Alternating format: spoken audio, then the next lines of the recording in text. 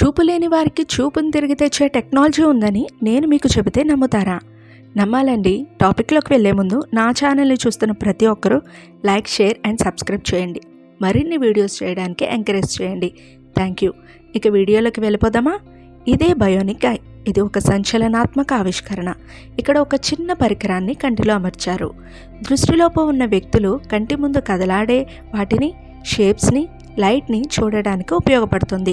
First bionic eye ఆస్ట్రేలియాలో అమర్చబడింది. ఇది కంటి చూపు లేని వారికి ఒక ఆశాకిరణంగా కనిపిస్తుంది. ఈ బయోనిక్ ఐ రెటీనాను దెబ్బతీసే retinitis pigmentosa and macular degeneration వంటి డిసీజ్తో బాధపడుతున్న వారి కోసం రూపొందించారు. మన కంటికి చూపునిచ్చే రెటీనాని ఈ వ్యాధి వల్ల వాళ్ళు కోల్పోవడం జరుగుతుంది. దీనివల్ల మీ ప్రియమైన వారిని చూడలేకపోవడం, ఇంటి చుట్టూ తిరగలేకపోవడం జరుగుతుంది. కాబట్టి అలాంటి వ్యక్తుల కోసం దీన్ని తయారు చేశారు. 2012లో బయోనిక్ విజన్ ఆస్ట్రేలియా పరిశోధకులు అనేక సంస్థలతో కలిసి పరిశోధనలు చేసి దీన్ని డెవలప్ చేశారు. మొదటి నమూనాలో రెటీనా వెనుక 24 ఎలక్ట్రోడ్స్ని అమర్చి దాని అద్దాలపైన అమర్చిన చిన్న కెమెరాకి కనెక్ట్ చేశారు. దీన్ని మొదటగా 54 ఏళ్ల మహిళ అయిన డయానా యాష్వర్త్కి అమర్చారు.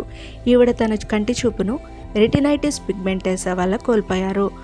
తను లైట్ మరియు సాధారణ ఆకృతులను చూడగలిగింది. ఇది క్రియాత్మక దృష్టిని పునరుద్ధరించడానికి ఒక చిన్న అడుగు పడింది. ఇది ఎలా పనిచేస్తుందో చూద్దాం. ఇది గ్లాసెస్ మీద చిన్న కెమెరాను పెడతారు.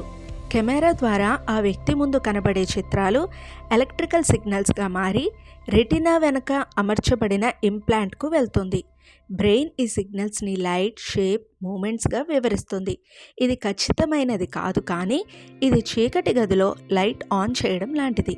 2021లో సెకండ్ జనరేషన్ బయోనిక్ ఐని 44 ఎలక్ట్రోడ్స్తో టెస్ట్ చేశారు. ప్రజెంట్ 1000 ఎలక్ట్రోడ్స్తో టెస్ట్ చేస్తున్నారు. ఇది గనక సక్సెస్ అయితే ఎదుటివారి ముఖాన్ని కూడా చూసి గుర్తించవచ్చు.